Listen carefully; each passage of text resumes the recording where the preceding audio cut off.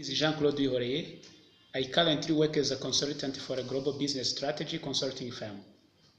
Recently, Axim Widget Company has hired me as they seek to expand their sales. In this video, I'm going to define exchange rates, trade barriers, and trade tariffs. I'm also describing how each concept affects a global business and why it poses a potential risk or benefit to Axim. Starting with exchange rates. Exchange rate is the price of one currency in terms of another currency, according to a mid-year 2016. The exchange rate is one of the most important determinants of a country's relative level of economic health. Exchange rates play a vital role in a country's level of trade, which is critical to most every free market economy in the world. According to Oyanda Currency Converter, the following is a comparison of the value of the US dollar to other nations' currency. Comparison of the value of the US dollar to the France currency. 1 US dollar equals 6.19 French franc. Comparison of the value of the US dollar to the India's currency. It shows that 1 US dollar equals to 68 Indian rupee. 1 US dollar equals to 6.9 yuan renminbi, Chinese currency. 1 US dollar equals to 22 Vietnamese dong. According to Jason Van Bergen, 2016, there are 6 factors that influence exchange rates. The first one is differentials in inflation. As a general rule, a country with a consistently lower inflation rate exhibits a rising currency value as its purchasing power increases relative to other currencies. Those countries with higher inflation typically see depreciation in their currency in relation to the currencies of their trading partners. This is also usually accompanied by higher interest rates. Another factor is differentials in interest rates. Interest rates, inflation, and exchange rates are all highly correlated. By manipulating interest rates, central banks exert influence over both inflation and exchange rates, and changing interest rates impact inflation and currency values. Higher interest rates offer lenders in an economy a higher return relative to other countries. Therefore, higher interest rates attract foreign capital and cause the exchange rate to rise. Another factor is current account deficits. The current account is the balance of trade between a country and its trading partners, reflecting all payments between countries for goods, services, interest, and dividends. The country requires more foreign currency than it receives through sales of exports, and it supplies more of its own currency than foreigners demand for its products. The excess demand for foreign currency lowers the country's exchange rate until domestic goods and services are cheap enough for foreigners, and foreign assets are too expensive to generate sales for domestic interest. Another factor, public debt. Countries will engage in large-scale deficit financing to pay for public sector projects and governmental funding. While such activity stimulates the domestic economy, nations with large public deficits and debts are less attractive to foreign investors. What is the reason?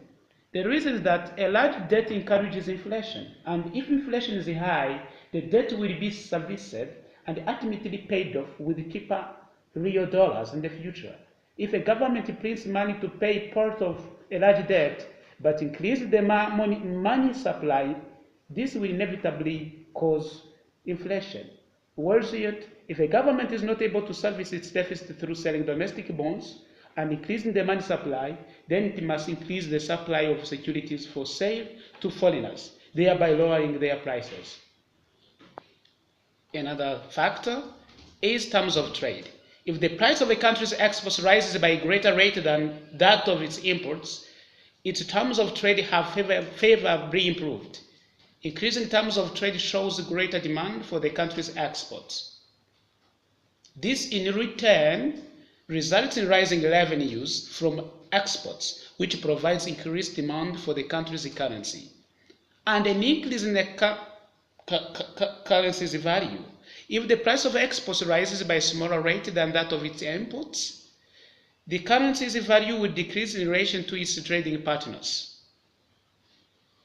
A political stability and economic performance is another factor.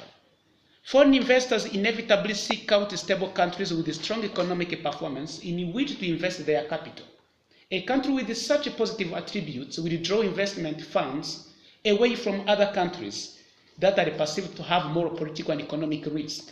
Political turmoil, for example, can cause a loss of confidence in a currency and a movement of capital to the currencies of more stable countries. Speaking of trade barriers as another concept, trade barriers are measures that governments or public authorities introduce to make imported goods or services less competitive than locally produced goods and services. Not everything that prevents or restricts trade can be characterized as a trade barrier. There are other factors that should never be called as trade barriers.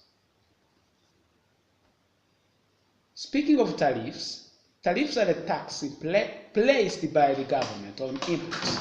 They raise the price for consumers, lead to a decline in imports, and can lead to retaliation by other countries, according to Pettinger 2012.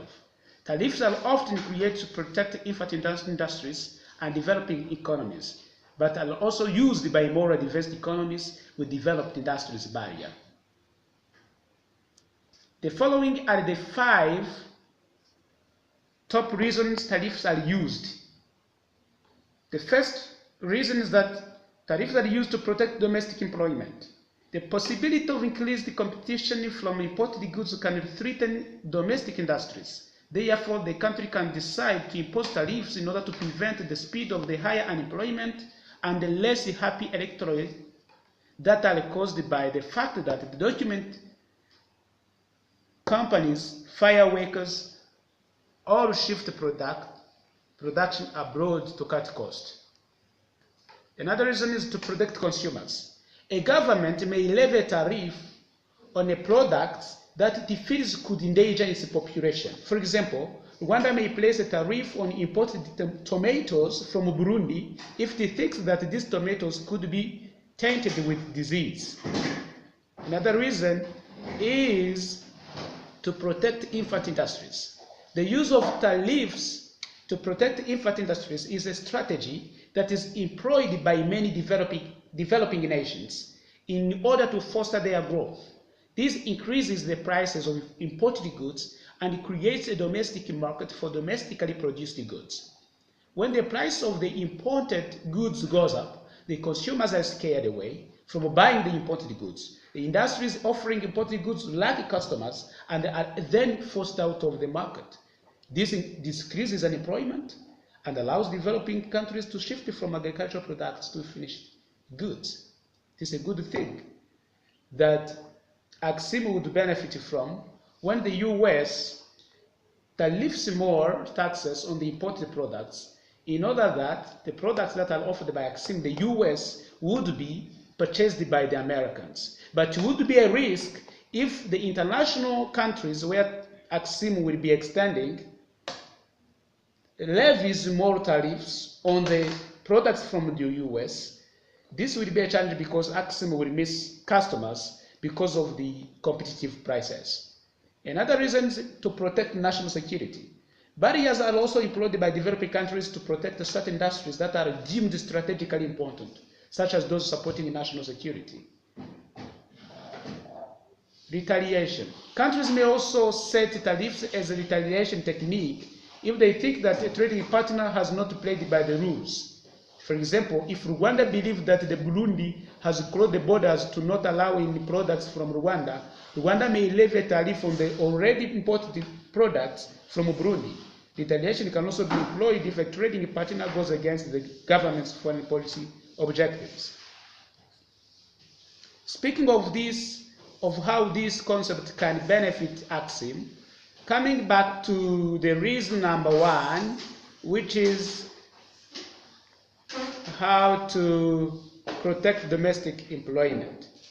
This will be a serious problem to AXIM whenever the international market in international countries decide to not allow Axim to employ the current people and decided to levy tariffs on products of Axim in order to force it out. Of course, if Axim comes back to the US, people in the international market will lose jobs. But the countries will benefit because their infant industries will get enough labor. Speaking of how this will protect the consumers, Axim might be anticipated of providing products that are not of quality. But if the international market levies more tariffs on products that Axim will be providing, then consumers will be okay because Axim will make sure that it provides products of quality in order to satisfy customers' demands at the international market. Axim Widget Company needs to pay attention in order not to face such problems. And Axim needs to make sure that these countries that it is looking forward to running its business should be politically peaceful, should not be in demonstrations, because customers will not be willing to buy from Axim when people are dying on roads. Thank you very much for your kind attention.